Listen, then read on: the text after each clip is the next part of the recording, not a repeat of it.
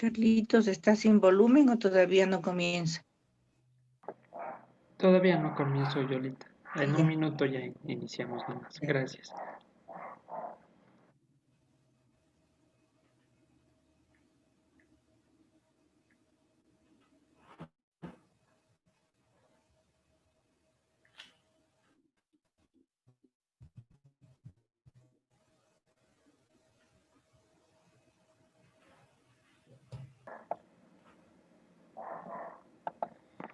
Listo. Ahora sí, nuevamente buenos días con todos. Shabbat Shalom. Vamos a dar inicio a la lectura de esta segunda porción del libro de Génesis.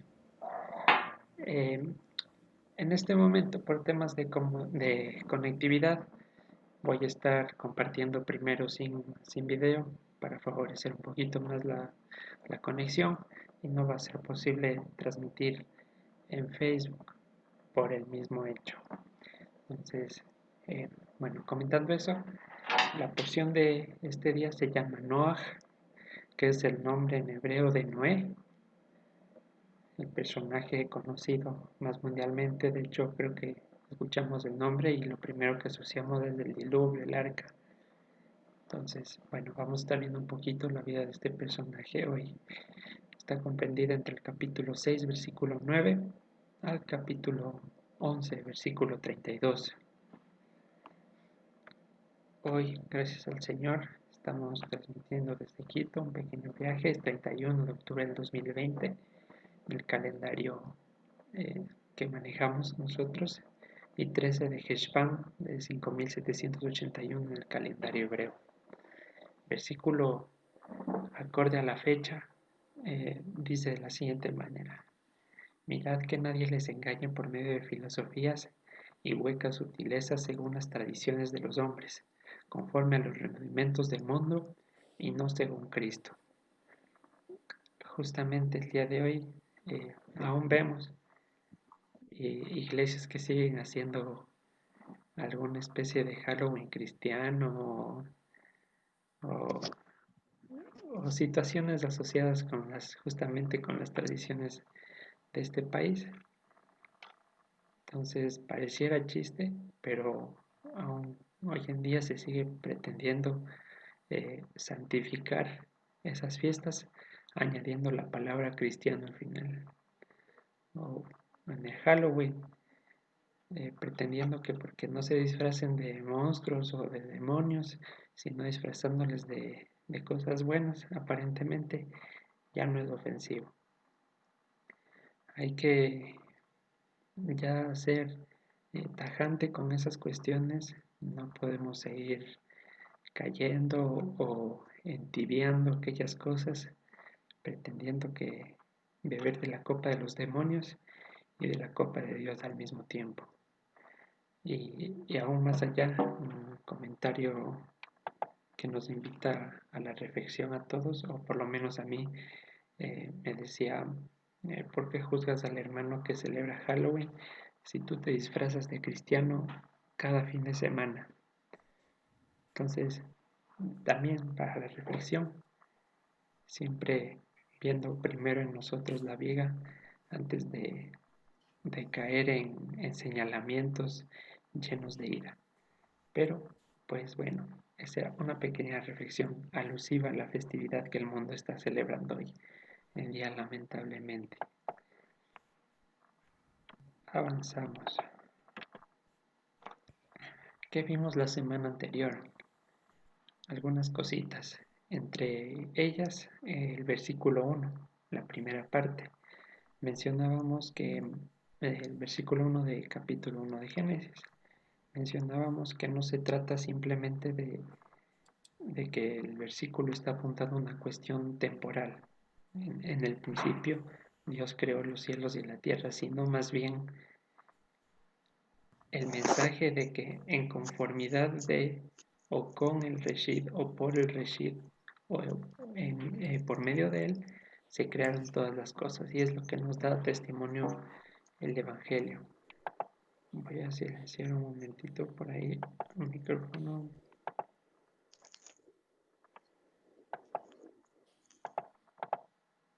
Listo. Ya. Entonces, como está escrito, en Él fueron creadas todas las cosas, por medio de Él y para Él. Todas las cosas en Él subsisten. Por eso su eterno poder y la plenitud de la deidad se hacen visibles a través de la creación. Son claramente manifiestas ahí, porque fueron creadas conforme a... Lo siento, otra vez voy a silenciar.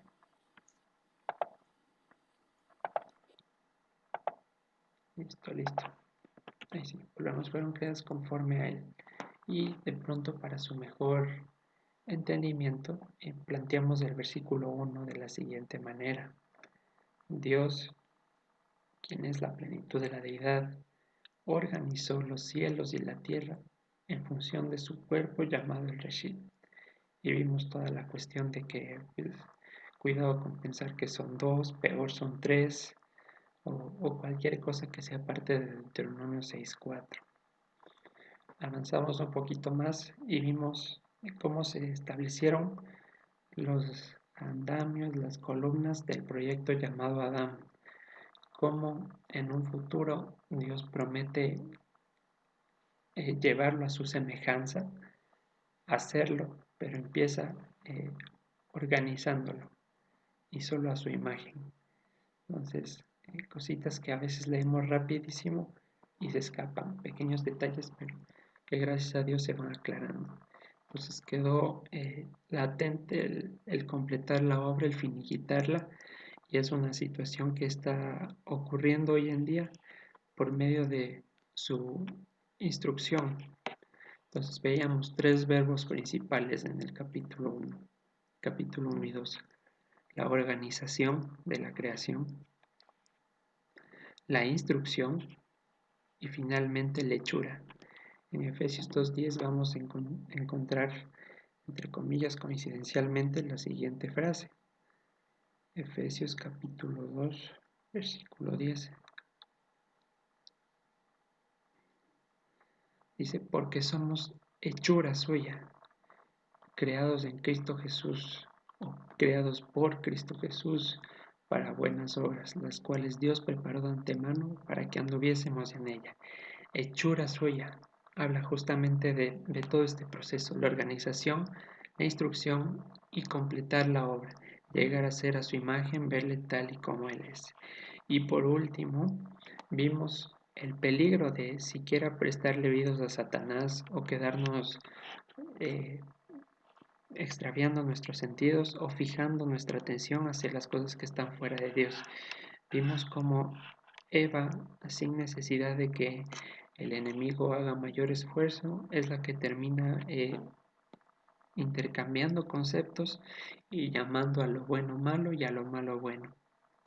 Entonces es un mensaje de alerta, porque cuando Dios le pregunta a Eva qué pasó, ella responde, la serpiente me hizo olvidar.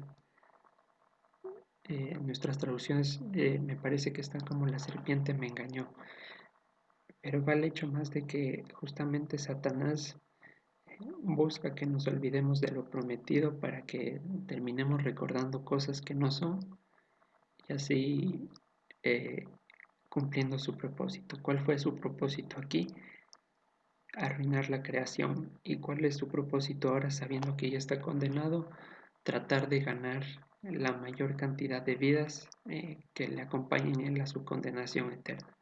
Es su objetivo el día de hoy y sigue engañando, sigue alrededor buscando a quien devorar.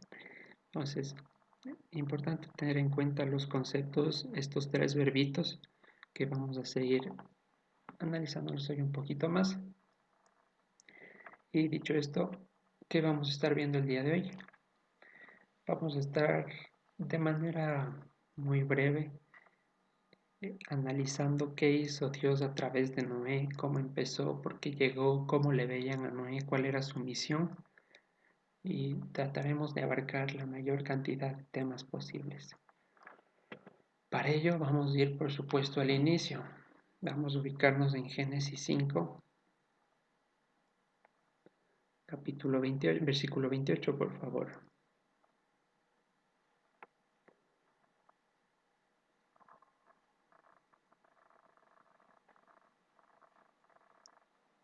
Génesis capítulo 5, versículo 28-29 nos va a narrar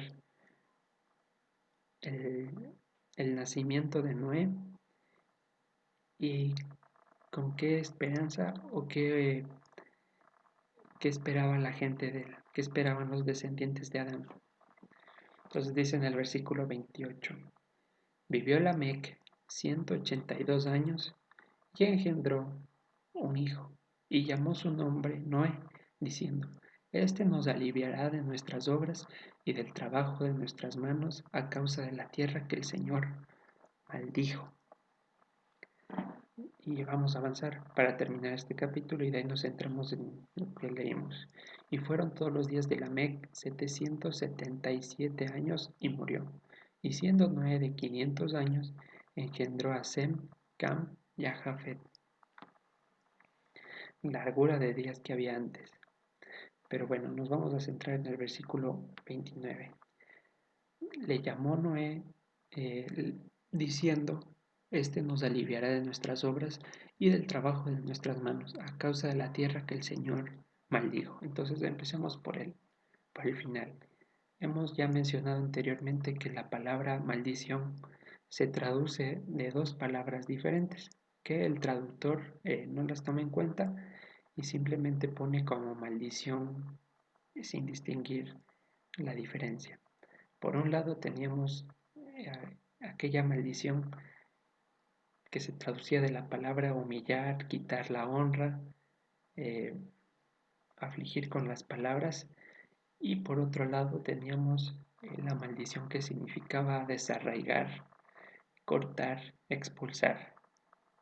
Entonces, dos palabras, repito, dos palabras del hebreo se tradujeron al español como maldición, teniendo significados sustancialmente diferentes. La palabra que aparece aquí, que dice la tierra que el Señor maldijo, se traduce o significa la tierra que el Señor separó. ¿Cómo entendemos esto? Retrocedemos un ratito al capítulo 4, versículo 11 de Génesis mismo.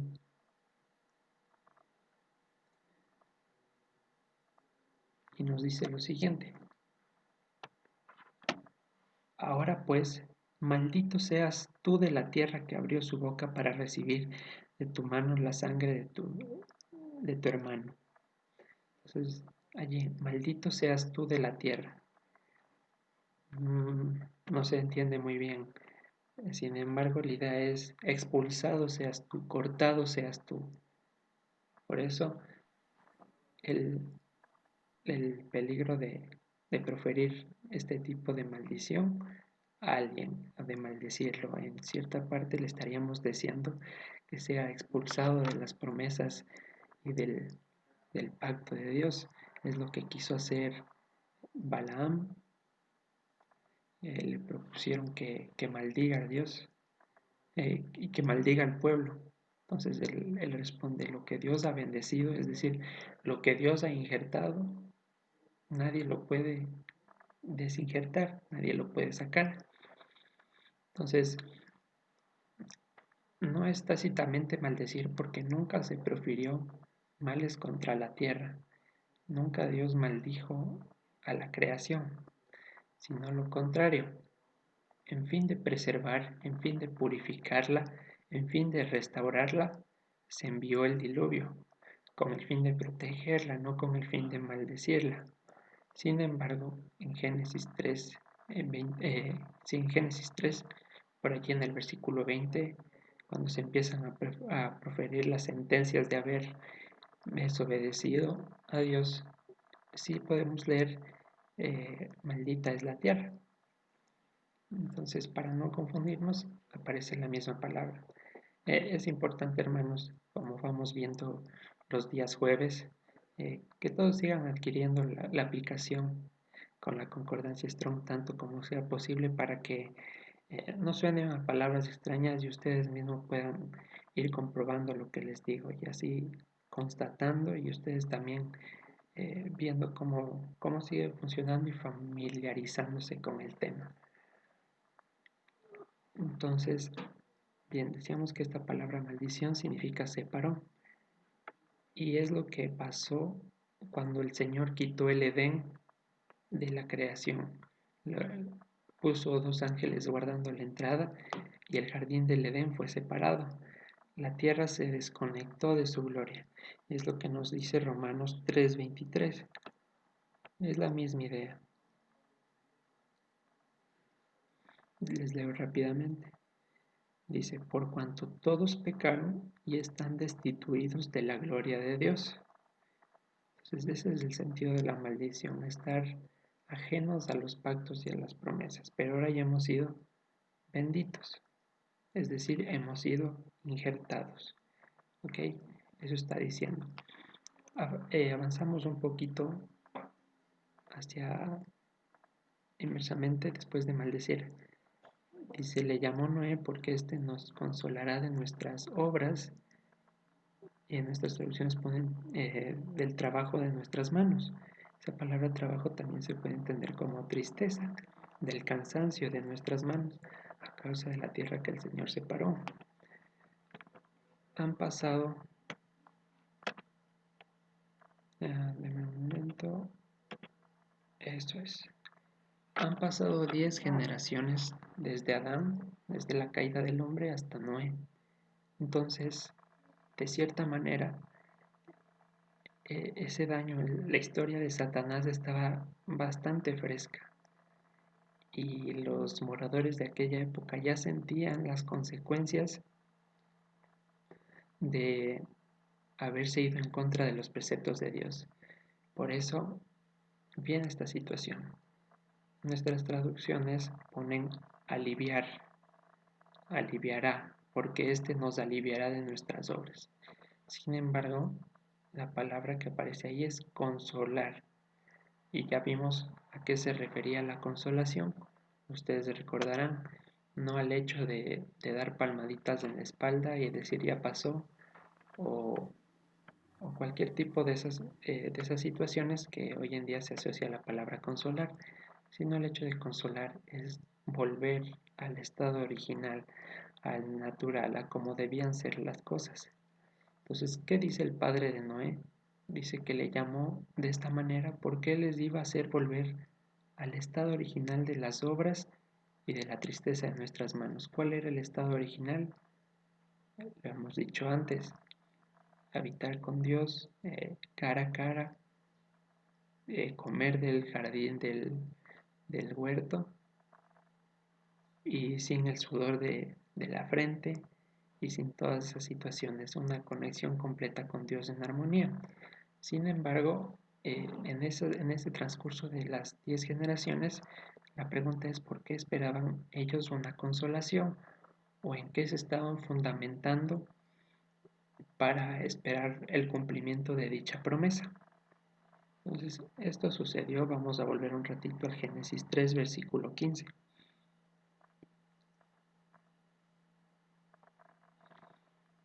Y si alguien ya llega, por favor, que nos ayude con la lectura.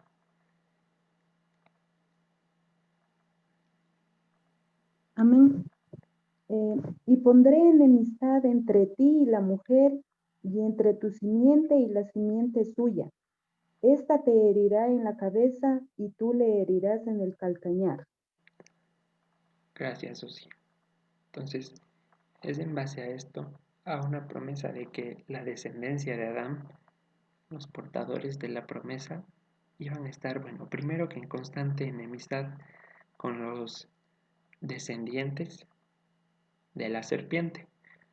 Ojo que habla de una descendencia de la serpiente, una descendencia maligna, como la que dijo nuestro maestro, ustedes son hijos de su padre el diablo y por eso las obras de su padre quieren hacer.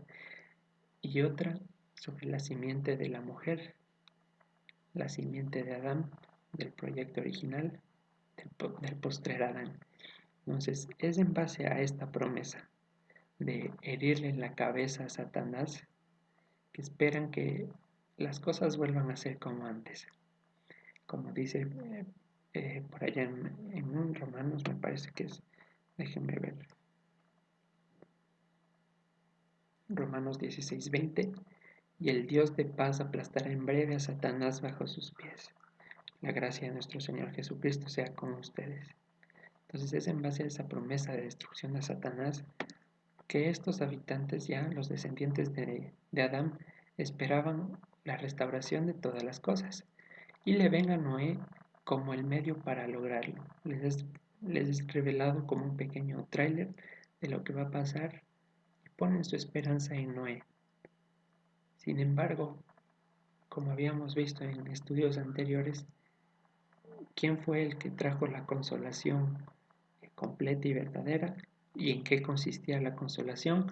¿Alguien se acuerda?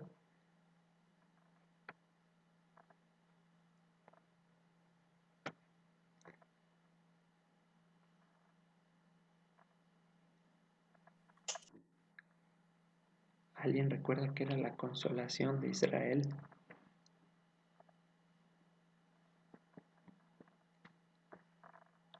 ¿Se acuerdan que aparece en Lucas 2 cuando va el Señor a ser presentado en el templo y el anciano dice que ahora puede morir tranquilo porque sus ojos han visto la consolación de Dios, la salvación de Dios? Entonces, el que trajo la consolación final al pueblo, el que trajo el retorno, el inicio del retorno al estado original, fue Dios mismo, nuestro Señor Jesucristo. ¿Cómo lo hizo? A través de hacer morar su presencia en nosotros. Entonces, estaban aquí viendo una especie, vamos a decirlo, de primer Noé y comparado al postrer Noé. ¿Ok? Entonces, avanzamos nuevamente a Génesis 6 y narra los siguientes acontecimientos. Ya. Aconteció que cuando comenzaron los hombres a multiplicarse sobre la faz de la tierra, y les nacieron hijas, que viendo los hijos de Dios que las hijas de los hombres estaban bien, o eran buenas, si se quiere traducir literalmente, tomaron para sí, escogiendo entre todas. Entonces nos habla de unos hijos de Dios, que siempre se los ha entendido como ángeles. Entonces, para profundizar un poquito mejor, ya que la otra vez quedó así muy suelto y sin mucho fundamento, vamos a analizar un poquito esta frase, hijos de Dios o hijos de Elohim. Esta palabra Elohim se traduce de diferentes maneras. Ustedes pueden anotar las referencias de cada uno y consultarlas específicamente. La palabra Elohim se refiere principalmente a nuestro Dios. Escucha Israel, el Señor nuestro Dios, Adonai Eloheinu. Entonces primero se refiere a Él. En Éxodo 22, versículo 9, se utiliza la palabra Elohim para referirse a jueces. En cambio, ya en Levítico 29, versículo 4, se utiliza la palabra Elohim para referirse a otros dioses. Y en Juan 10, 34, 35, nuestro Señor Jesucristo dice, no dicen en su ley que nosotros somos dioses. Está la aclaración de que estos dioses son aquellas personas que han recibido el poder de Dios. ¿Ok? Entonces, esta palabra Elohim tiene algunas traducciones de acuerdo al contexto. Repito, la primera es refiriéndose a nuestro Creador, a nuestro Señor, Rey absoluto. También la hallamos como que apuntando hacia jueces, dioses extraños y a humanos distinguidos. Cuando digo distinguidos, es santificados. Entonces, aquí nos ponen los hijos de Dios. Hay que preguntarse quiénes son los hijos de Dios o bajo qué características se los reconoce a los hijos de Dios. Vamos a leer Juan capítulo 1, versículo 12 al 13.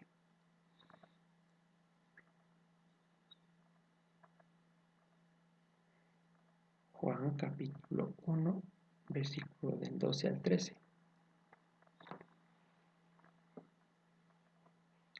Dice de la siguiente manera: mas a todos los que le recibieron, a los que creen en su nombre, les dio potestad de ser hechos hijos de Dios. La misma expresión. Entonces, ¿quiénes son los hijos de Dios? En primer lugar, los que recibieron al Señor Jesucristo, los que creen en su nombre. Y complementando en Romanos 8:14. Dice, porque todos los que son guiados por el Espíritu de Dios, estos son hijos de Dios. Entonces, básicamente 3 características principales para saber si somos hijos de Dios. Una, ser guiados por el Espíritu de Él, por su poder. Otra es haber recibido y otra es creer en su nombre. ¿Por qué es importante hacer esta aclaración? Porque como hemos dicho antes, no todos son hijos de Dios. ¿Por qué? Porque no todos cumplen con estas características. Y no es cuestión de requisitos, sino los que por gracia hemos sido llamados. Si no somos hijos de Dios todos, entonces ¿qué somos? Vamos a ver qué éramos antes de ser hijos de Dios, todos naturalmente, y todos los que nacemos aquí en este mundo.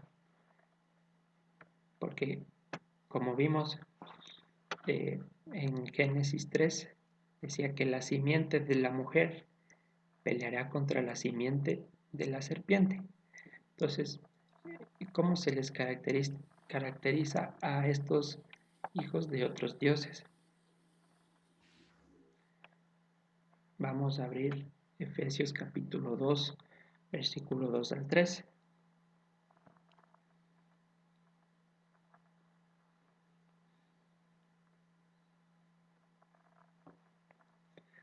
Dice, y Él les dio vida a ustedes, leo en el versículo 1 de Efesios 2, cuando estaban muertos en sus delitos y pecados, en los cuales anduvieron en otro tiempo, siguiendo la corriente de este mundo, conforme al príncipe de la potestad del aire, el espíritu que ahora opera en los hijos de desobediencia, en los cuales también todos nosotros vivimos en otro tiempo, en los deseos de nuestra carne, haciendo la voluntad de la carne y de los pensamientos, y éramos por naturaleza hijos de ira, lo mismo que los demás.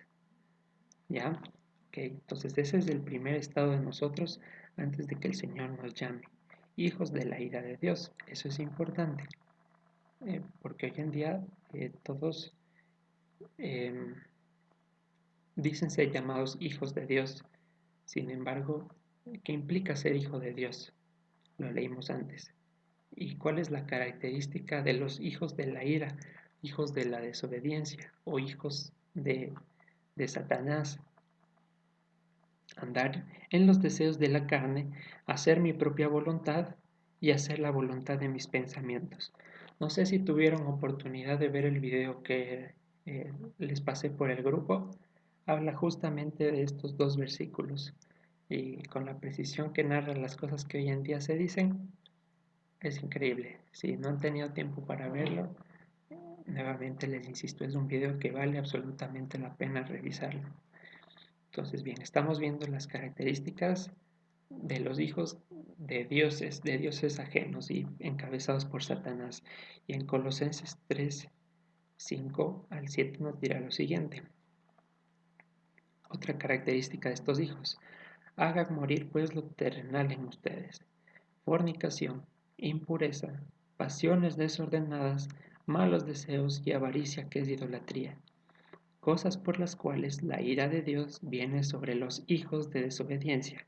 E insiste nuevamente, en las cuales ustedes anduvieron en otro tiempo, cuando vivían en ellas.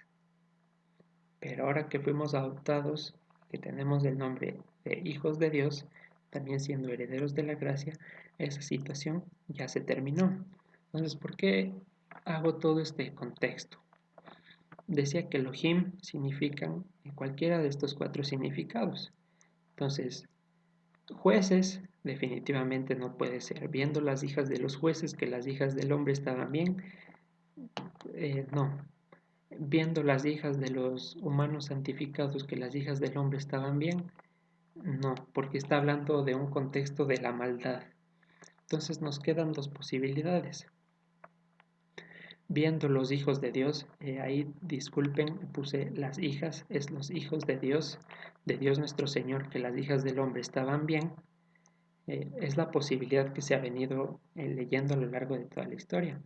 Y nos queda la otra, viendo las hijas del Dios ajeno, del que se hacía llamar Dios, del que quería suplantar a Dios, que los hijos del hombre estaban bien, las tomaron para sí. Entonces hay esas dos posibilidades. Y entonces, ¿quiénes son hijos de Dios y cómo identificamos al hijo del impostor?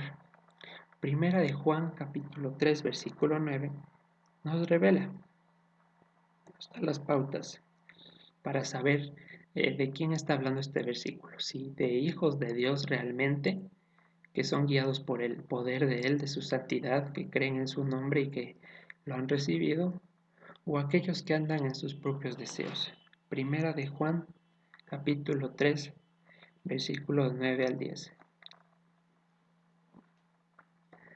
Dice lo siguiente. Todo aquel que es nacido de Dios no practica el pecado, porque la simiente de Dios permanece en él y no puede pecar, porque es nacido de Dios. En esto se manifiestan los hijos de Dios y los hijos del diablo. Todo aquel que no hace justicia y que no ama a su hermano, no es de Dios. Entonces, aquí lo resume. Si soy hijo de Dios, hago justicia y amo a mi hermano. Si soy hijo del diablo, evidentemente no cumplo lo primero.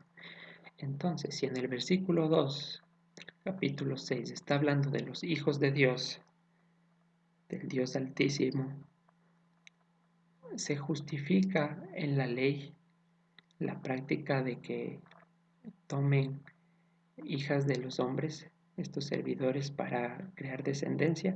Es decir, ¿hay algún mandamiento que diga, si un ángel te visitare y tú siendo mujer estás sin marido, concebirás de él un hijo o algo por el estilo?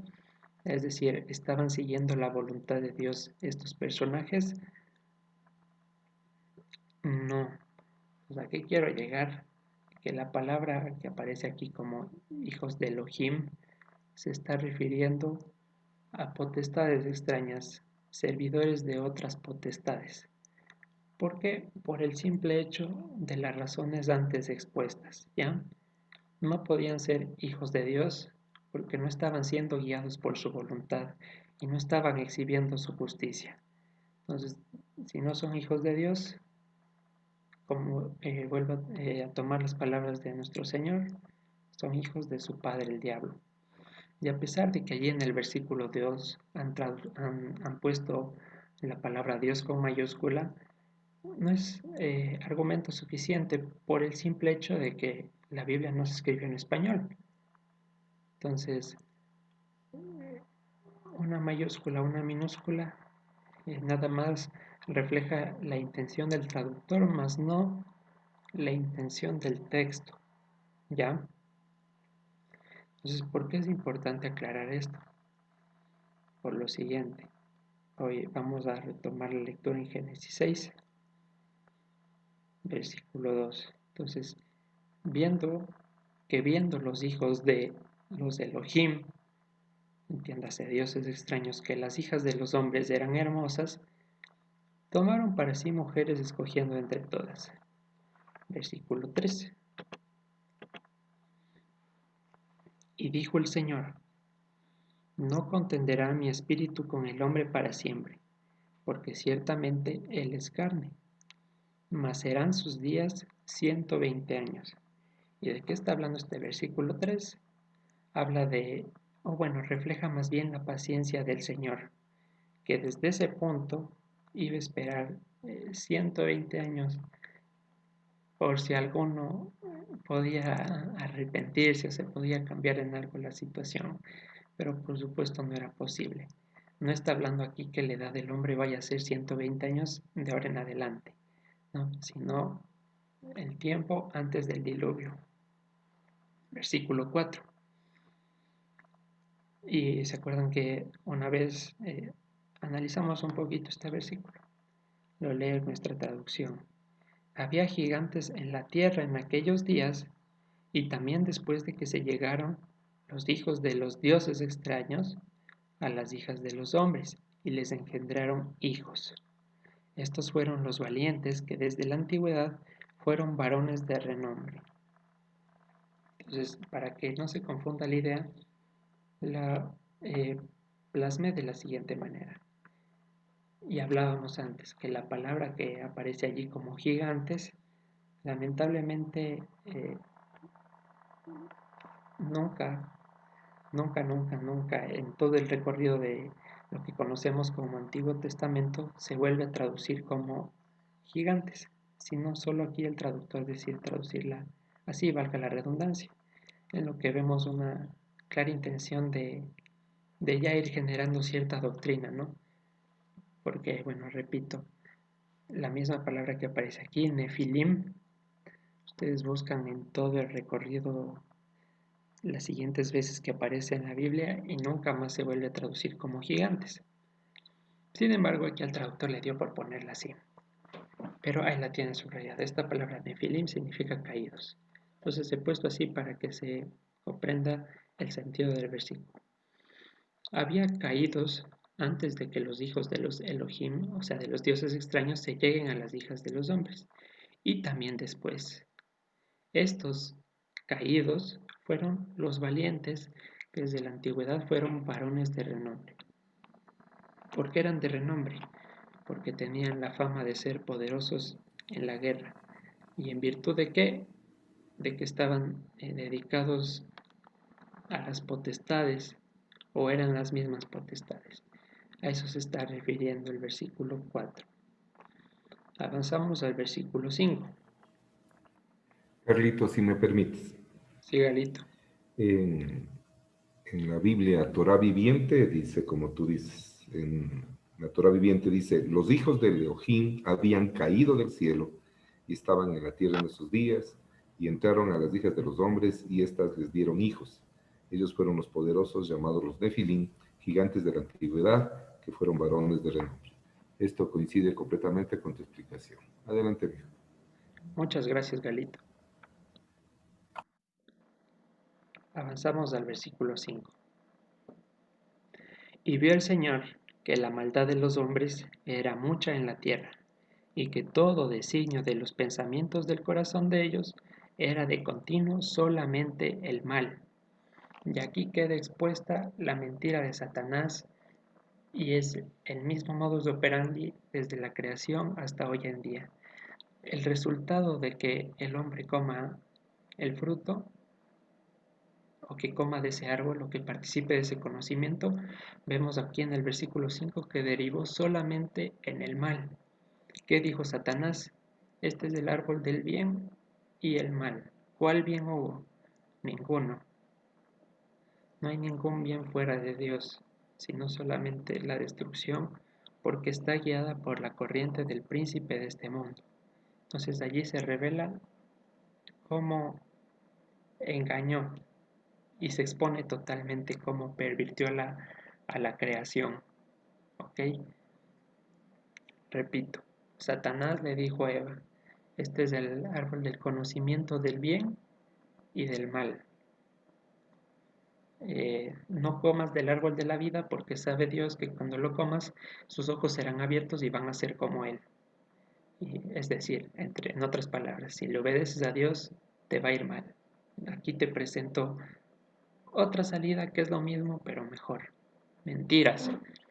El resultado de eso fue que el corazón del hombre se pervierta y termina desembocando solamente en el mal. Versículo 6. No sé si ya hemos topado esta situación, pero dice lo siguiente. Y se arrepintió el Señor de haber hecho hombre en la tierra y le dolió en su corazón. Y se presenta esta interrogante y les pregunto a ustedes si están despiertos todavía. Números 23:19 dice lo siguiente. Dios no es hombre para que mienta, ni hijo de hombre para que se arrepienta. Él dijo y no hará, habló y no lo ejecutarán. Entonces, ¿Dios se arrepiente o no se arrepiente? Pido participación del distinguido público, por favor. ¿Por qué en Génesis 6:6 dice que Dios se arrepintió de crearnos, de formarnos? Y luego allá en Números dice que Dios no es hijo de hombre para que se arrepienta.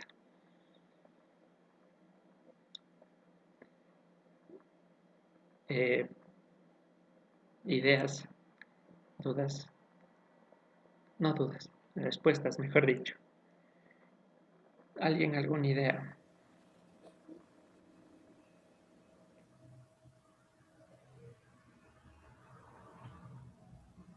Una vez más, disculpa, Carlitos. Sígale. Les puede ayudar para la comprensión esta traducción de la Torá, que dice así: Adonai sintió pesar por haber creado al hombre en la tierra y se sintió herido en el corazón. Muy bien, muy bien. Resulta, aquí en Génesis 6, la palabra que antes tradujeron como aliviar, allá en el capítulo 5, ahora la traducen como arrepentirse. Hablo del verbo consolar. ¿Ok? Entonces, la mismita palabra. Ni 10 versículos después y ya la traducen totalmente diferente. Aliviar y arrepentirse. Pero bueno, repito, ¿a qué se está refiriendo el versículo 6? A que el Señor se consoló. Aparece la palabra consolación. El Señor se consoló porque hizo al hombre. Aquí está, eso es. Y se consoló Dios porque hizo al hombre en la tierra, aunque le pesó en el corazón. ¿Cómo vemos ejemplificado esto? ¿O cuándo sucedió este pesar en el corazón de Dios? Cuando, estando en la cruz, nuestro Señor dice: perdónalos, Padre, no saben lo que hacen. Le pesa en el corazón que a pesar de Él estar muriendo por nosotros en ese momento, de llevar toda la carga de nuestros pecados e iniquidades, ellos, o bueno, nosotros sigamos en la dureza de nuestro corazón. Sin embargo, se consoló. ¿Por qué se consoló? ¿O en qué halló consuelo? Vamos a ver, a pesar de que, como tienen en pantalla, el hombre fue organizado e instruido directamente, se echó a perder. Pero ¿cuál es el consuelo? Versículo 7. Y dijo el Señor: raeré de sobre la faz de la tierra a los hombres que he creado, y desde el hombre hasta la bestia y hasta el reptil y las aves del cielo. Pues me consuelo, vuelve a salir la misma palabra, me consuelo porque ya los hice. ¿De qué está hablando aquí? El Señor está viendo a la obra a futuro. Mi consuelo es que ya he echado en marcha, ya he puesto en marcha mi proyecto de salvación. Y nadie, absolutamente nadie, nadie va a interrumpir eso. No importa qué suceda. Ahí sí, en Números 23:19, Él prometió y no hará. Él dijo y no cumplirá. Entonces, su consuelo, su retorno al estado original, fue ver que el hombre en el futuro volvería a estar como el inicio, pero a nivel mucho más macro, a través de Abraham, donde le dice: cualquiera de las naciones, el que te bendiga será bendito. Y bueno, se abre la puerta y cuestiones que, si Dios permite, desarrollaremos más adelante. Lo que quiero puntualizar aquí es que no habla en ningún momento de que el Señor se arrepiente. Es bueno que lo tengamos en cuenta, porque de pronto ya viene alguna persona un poquito más estudiada y nos dice: lee, aquí está cómo se contradice la Biblia, por eso no creo, no es una fábula, etcétera, etcétera. Entonces ya tenemos argumentos para responder con solvencia y toda toda la ciencia del caso, hablando aquí de la consolación del Señor. ¿Cuál es la consolación? Vamos a ver Isaías capítulo 60, versículo 21.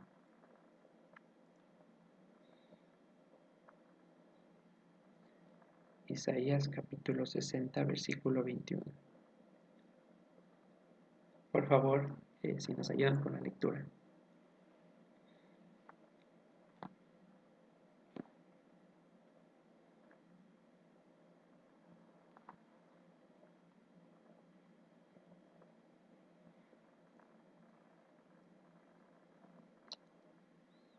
Bueno, dice así, Isaías capítulo 60, versículo 21. Y tu pueblo, todos ellos serán justificados, para siempre heredarán la tierra, renuevos de mi plantío, hechura de mis manos para glorificarme. En eso se consoló el Señor, que nos vio al futuro ya completos. Es decir, Él llegó al final y dijo, aunque ahora está destruido, está corrompido, todo el día pasan pensando en cómo pecar, en el futuro todo será una maravilla. ¿Ok? Entonces repito Isaías 60, 21. Y tu pueblo, todos ellos serán justos, para siempre heredarán la tierra, renuevos de mi plantío, hechura de mis manos para glorificarme. Y lo que leímos en Efesios 2:20. Ellos son hechura mía, andan en las obras que preparé de antemano. Avanzamos. Génesis capítulo 8. Pero Noé halló gracia ante los ojos del Señor. Esto es lo importante. Nunca, ni en el principio, ni ahora, ni al final va a ser por obras. Nunca nadie va a alcanzar el nivel necesario para acercarse por su propia cuenta a Dios.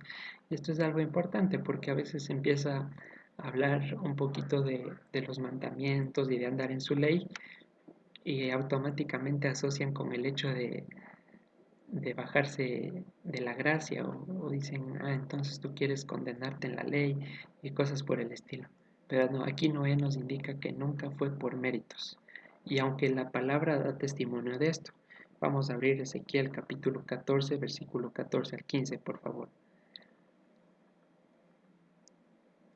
La palabra pone a Noé en una situación muy loable, vamos a decirlo así, muy distinguible.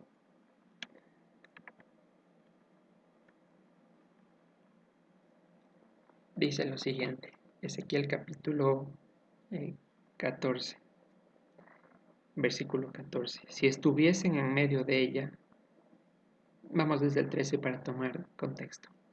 Hijo de hombre, cuando la tierra pecare contra mí rebelándose pérfidamente y extendiere yo mi mano sobre ella, y le quebrantare el sustento del pan, y enviare en ella hambre, y cortare de ella hombres y bestias, si estuviesen en medio de ella estos tres varones, Noé, Daniel y Job, ellos por su justicia librarían únicamente sus propias vidas, dice el Señor nuestro Dios. Y si hiciere pasar bestias feroces por la tierra y la asolaren y quedaren desolada de modo que no haya quien pase a causa de las fieras, estos tres varones estuviesen en medio de ella. Vivo yo, dice el Señor, ni a sus hijos ni a sus hijas librarían. Ellos solo serían librados y la tierra quedaría desolada. Seguimos. O si yo trajera espada sobre la tierra y dijera espada pasa por la tierra, e hiciere cortar de ellas hombres y bestias, y estos tres varones estuviesen en medio de ella, vivo yo, dice el Señor, no librarían a sus hijos ni a sus hijas, ellos solo serían librados. Y bueno, sigue poniendo más ejemplos. Entonces, Noé, junto a Job y a Daniel, están en un lugar bastante alto, ¿no? Por testimonio de la palabra. Y aunque esta es una situación hipotética, y aquí de pronto se podría alegar, no, es que ellos sí hicieron buenas obras, Noé construyó un arca para la lluvia cuando ni siquiera había llovido antes, y le creyó a Dios a tal punto, no fue por él, sino vamos a ver por qué es. Romanos capítulo 9, versículo 11.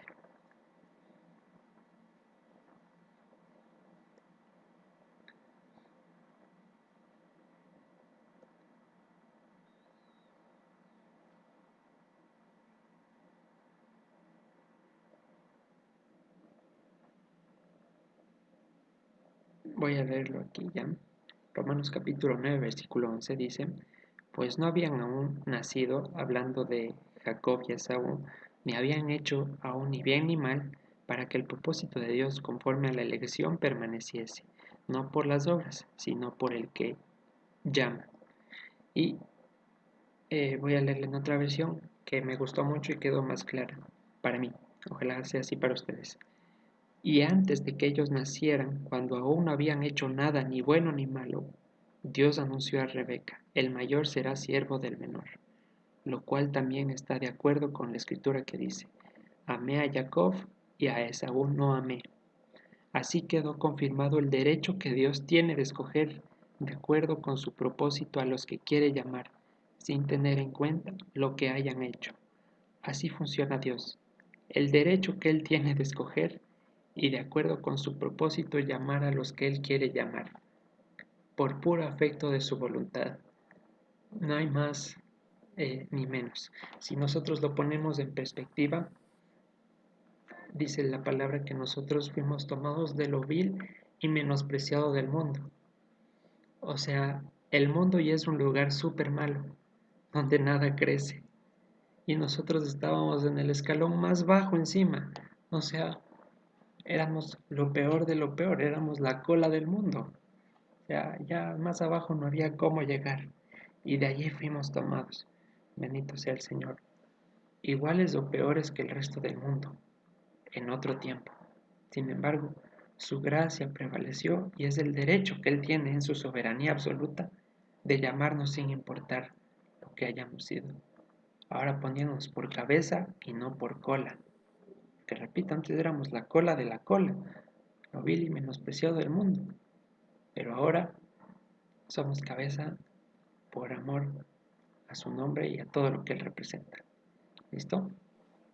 Entonces, Carlitos, Lucy, aquí en Romanos 16, dando continuidad a la lectura, en Romanos 9:16 dice, así que no depende del que quiere ni del que corre, sino de Dios que tiene misericordia. amén. Muchas gracias, Lucy. Sí, es verdad.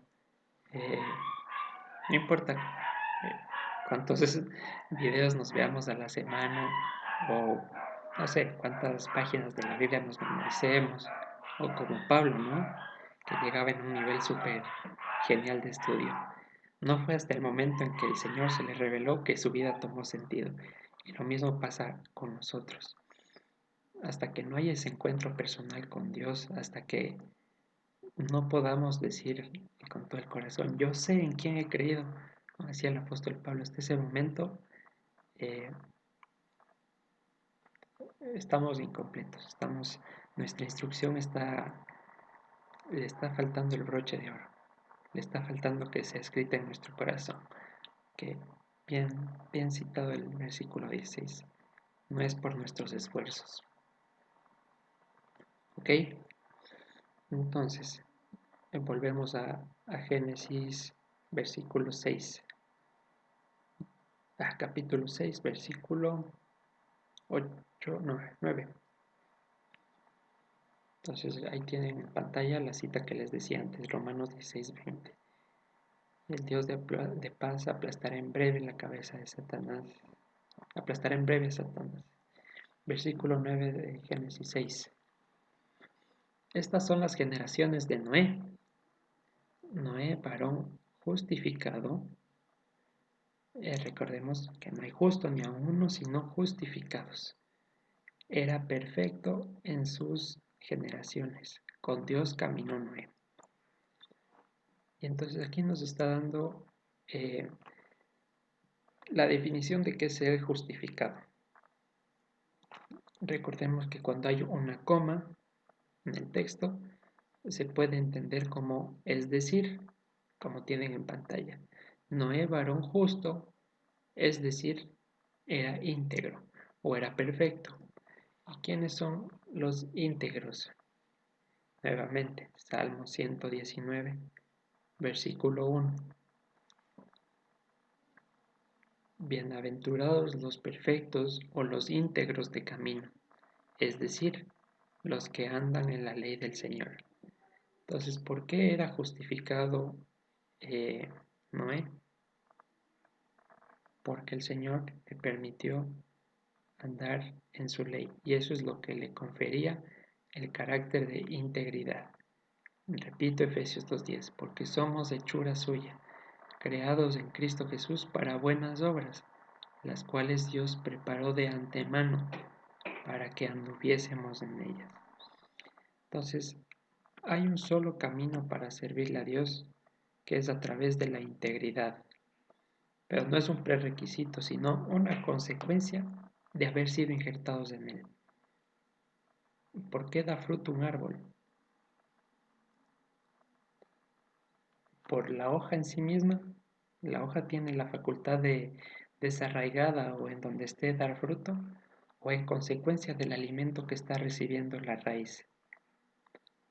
Así mismo sucede con nosotros. Ahora, injertados en él, unidos a su simiente, rescatados de nuestra vana manera de vivir, la cual recibimos de nuestros padres, dice la palabra, y fuimos rescatados no con precio de este mundo, con oro ni plata, sino con su sangre preciosa, y por la cual ya no nos pertenecemos.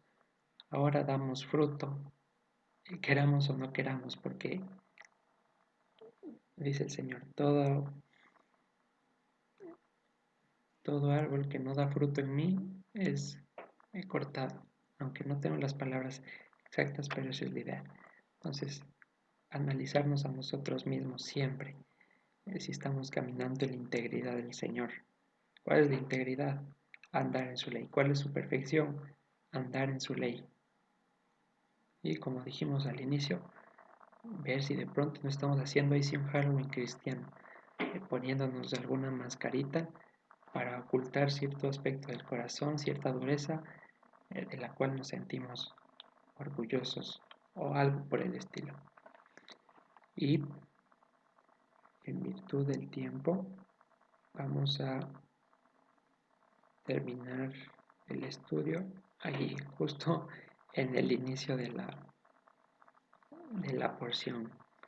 Es muy complicados son estos primeros 10 capítulos porque hay cosas como por ejemplo la palabra consolación que la traducen en 2 versículos, en 3 versículos de 3 maneras distintas y por eso la Biblia no tiene sentido y por eso cuando uno se va a buscar una concordancia no encuentra nada y parece realmente otro relato.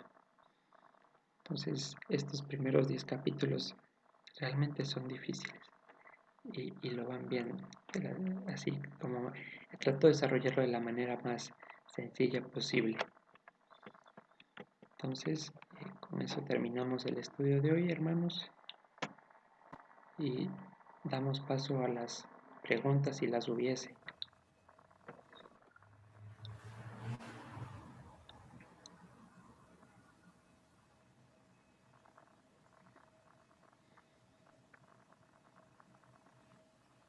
Buenos Carlita. días, hermanos. Soy Lili Novoa. Carlitos, yo no sé, yo estoy siguiendo su estudio. La semana pasada también estuve, pero le quería pedir un favor.